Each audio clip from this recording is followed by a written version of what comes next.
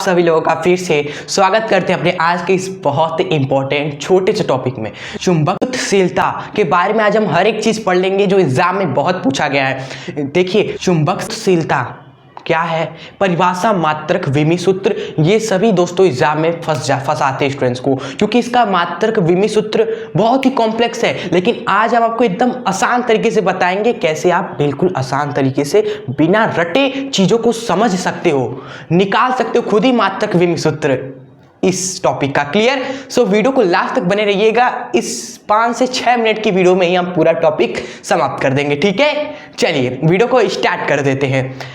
तो विद्युतशीलता, जिसको दोस्तों हम इस सिंबल से दिखाते हैं, नाम है म्यू। क्या है? म्यू।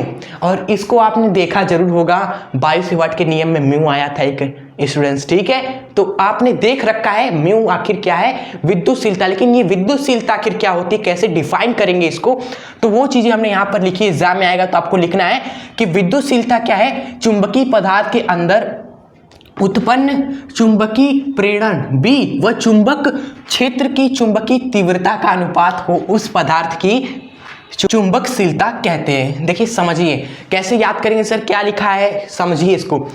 अगर कोई भी चुंबकीय पदार्थ है, अगर कोई भी चुंबकीय पदार्थ यहाँ पर दोस्तों रखा हुआ है, क्लियर, और इसको किसी चुंबकीय क्षेत्र में रखा गया है, कोई चुंबकीय क्षेत्र है, बाहर कोई चुंबकीय क्षेत्र है, इस पदार्थ के चारों तरफ क्या है, एक चुंबकीय क्षेत्र है स्टूडेंट्स। उस चुंबक क्षेत्र की चुंबकीय तीव्रता मान लीजिए आपकी क्या है, H है। क्लियर? और ये भी क्या एक चुंबकीय पदार्थ है ना। अगर किसी चुंबकीय पदार्थ को बाहर किसी चुंबकीय क्षेत्र में रखोगे तो उसके अंदर दोस्तों उसका जो चुंबकीय व्यवहार है, वो उत्पन्न होने लगता है। इसलिए यहाँ पर लिखा है चुंबकीय प्रेरण, मतलब कि इसके अंदर जो चुंबकीय व्यवहार है इस चुंबकीय पदार्थ के अंदर वो उत्पन्न होने लगा जब इसे बाहर किसी चुंबक क्षेत्र में रखा गया। क्लियर? तो मान लीजिए वह जो चुंबकीय प्रेरण उत्पन्न हुआ इसके अंदर भी हुआ जब इसे बाहर किसी चुंबक क्षेत्र की तीव्रता में रखा गया। क्लियर? तो इन्हीं दोनों का जो अनुपात होता है ना, इसको बोला गया क्या, चुंबकशीलता। क्या बोला गया? चुंबकशीलता। क्या होता है चुंबकशीलता स्टूडेंट्स? किसी चुंबकीय पदार्थ के अंदर उत्पन्न चुंबकीय प्रेरण व चुंबक क्षेत्र की तीव्रता, किसी चुंबकीय पदार्थ के अंदर उत्पन्न चुंबकीय प्रेरण और चुंबकीय क्षेत्र की तीव्रता का अनुपात क्या कहलाता है, चुंबकशीलता कहलाता है। याद हुआ आपको? एक बार फिर, क्योंकि याद करके जाना है भाई।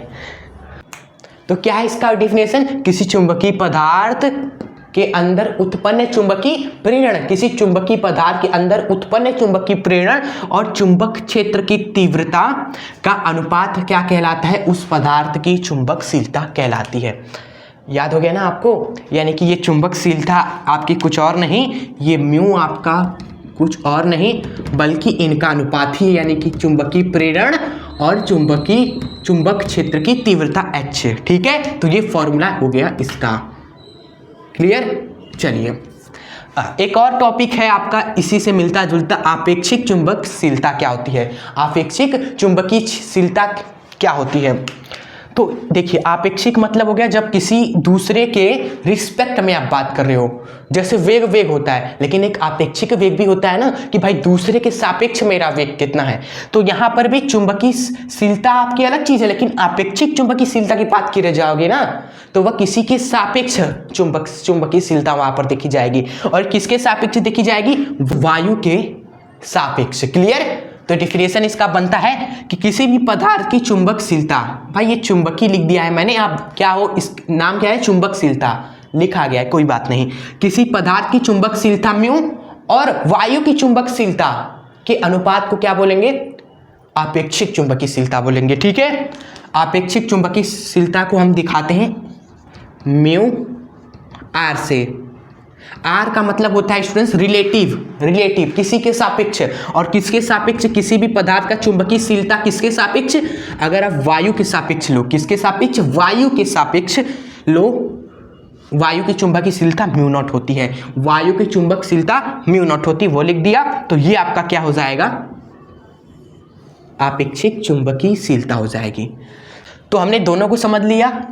अब हमें बात करना है मात्रक और विमी सूत्र की। ठीक है, तो यहाँ पर हम हेडिंग करते हैं मात्रक की, इसका मात्रक क्या है। देखिए मात्रक इसका आप याद कर लीजिए, हम आपको रिकमेंड कर रहे हैं मात्रक इसका होता है न्यूटन पर एम्पियर का स्क्वायर। दूसरा जो मात्रक होता है वह होता है वेबर पर एम्पियर मीटर।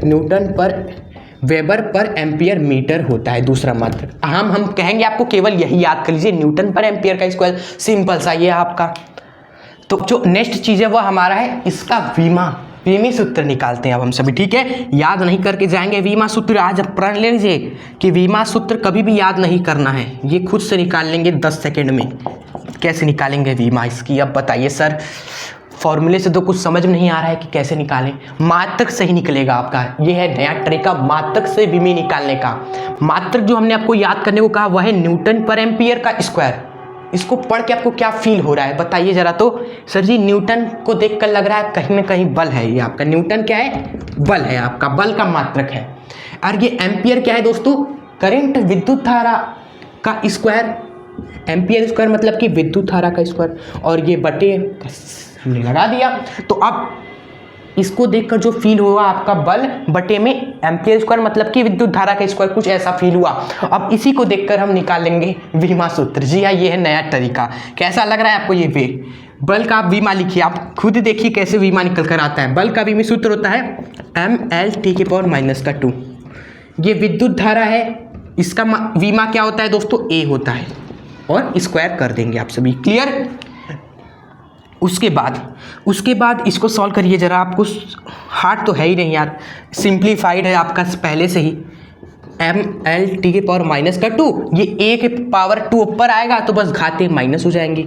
फिर ये ब्रैकेट क्लोज, निकल कर आ चुका है आपका चुंबकशीलता की वीमी सूत्र, क्लियर। यही आपका एग्जाम में आएगा, यही आप निकालेंगे, यही आप लिखेंगे पूरी तरीके से। तो आप एग्जाम में कुछ भी आ जाए ना चुंबकशीलता से रिलेटेड आप फोड़ कर आओगे, और जब आप फोड़ के आओगे तो हमारी मेहनत सफल हो जाएगी। और एक बार रिकॉल करते हर एक चीज हमने जो इस वीडियो में पढ़ा, क्या पढ़ा सबसे पहले, चुंबकशीलता क्या होती है, किसी चुंबकीय पदार्थ के अंदर उत्पन्न चुंबकीय प्रेरण, किसी चुंबकीय पदार्थ के अंदर उत्पन्न चुंबकीय प्रेरण और चुंबक क्षेत्र की चुंबकीय तीव्रता H, इन दोनों का अनुपात क्या होता है, चुंबकशीलता होती है, क्लियर।